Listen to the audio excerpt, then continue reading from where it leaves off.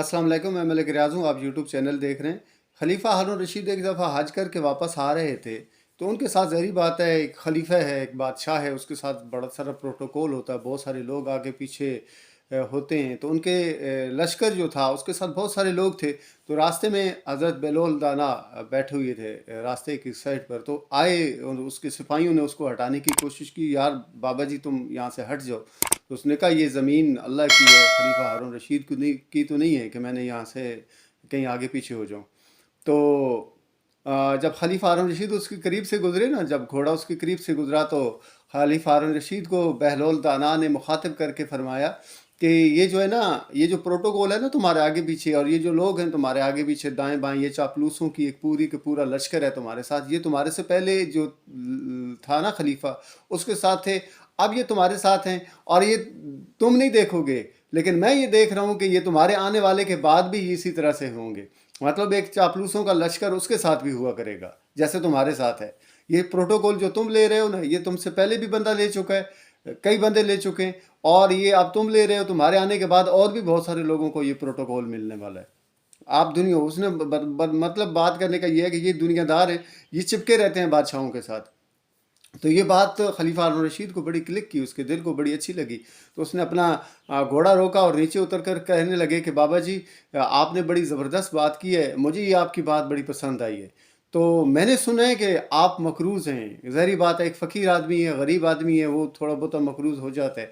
तो आप मकरूज़ हैं, आप मुझे हुक्म करें कि मैं आपकी क्या खिदमत कर सकता हूँ। तो वो मुस्कराए और कहने लगे, यार आप तो बिल्कुल ही मतलब बड़े बेवकूफ़ किस्म के बंदे हैं कि मैंने आपको नसीहत फरमाई है दुनियादारों से बचने के लिए, और तुमने मुझे खुद दूसरे एक और चक्कर में डाल दी है। फिर उस बहलोल दाना ने हज़रत जनाब खलीफा हारून रशीद से फरमाया कि आप मुझे बताएं कि तुम्हारा रब कौन है। तो कहने लगा मेरा रब तो अल्लाह है। तो आपने फरमाया कि मेरा रब भी तो अल्लाह ही है ना, जिसने आपको इतना कुछ दिया हुआ है वो मुझे भी तो दे सकता है ना।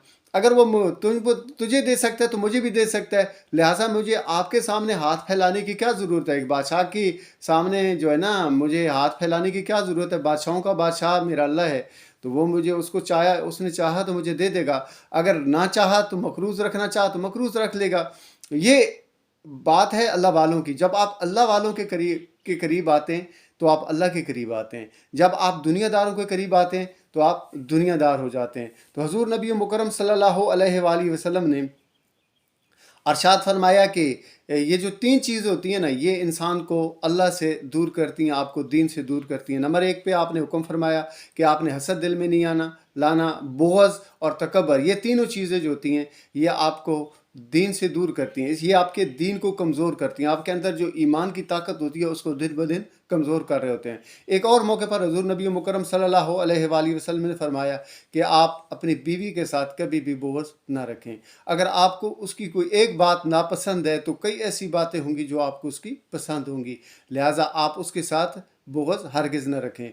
हजूर नबी मुकरम सल्लल्लाहु अलैहि वसल्लम ने एक और मौके पर अरशाद फरमाया, बढ़ के एक बहुत ही ज़बरदस्त किस्म का वाक़या है। हजूर नबी मुकरम सल्लल्लाहु अलैहि वसल्लम से रब्ता किया जनाब करमा बिन अबू जहल ने, और उसने कहा कि जी कि मैं आना चाहता हूँ और मैं कलमा पढ़ना चाहता हूँ। तो हजूर नबी मुकरम सल्लल्लाहु अलैहि वसल्लम ने काफ़ी सारे सहाबा कराम को इकट्ठा फरमाया। इकट्ठा फरमाने के बाद आपने उनसे ख़ताब फरमाया, और ख़ताब बहुत ज़बरदस्त किस्म का और बहुत ही प्यारी बात फरमाई आपने। आपने ये फरमाया कि करमा बिन अबू जहल आ रहा है, और वो अभी मती होके आ रहा है, मतलब ये है कि मान कर आ रहा है, अभी वो कलमा पढ़ने के लिए आ रहा है, लिहाजा उसके सामने उसके बाप को कोई भी बुरा भला न कहे। ये हजूर नबी मुकरम सल्लल्लाहु अलैहि वसल्लम अबू जहल के बेटे के लिए फरमा रहे हैं, और ये कह रहे हैं कि अबू जहल को उसके सामने कोई बंदा बुरा भला न कहे। तो जो हमारे दीन के अंदर हजूर ने ये अरशाद फरमाया ना जब ये बात, तो बहुत सारे लोग, बहुत सारे सहाबा कराम बैठे हुए थे, हर एक की अपना अपनी एक रुतबा है, अपना एक मकाम है। तो जब जनाब सदीक़ अकबर ने यह बात सुनी ना तो वो रोने लगे। तो साथ बैठे हुए साहबा ने फरमाया कि आप क्यों रोने लगे, आपकी आंखों से क्यों आंसू आ गए।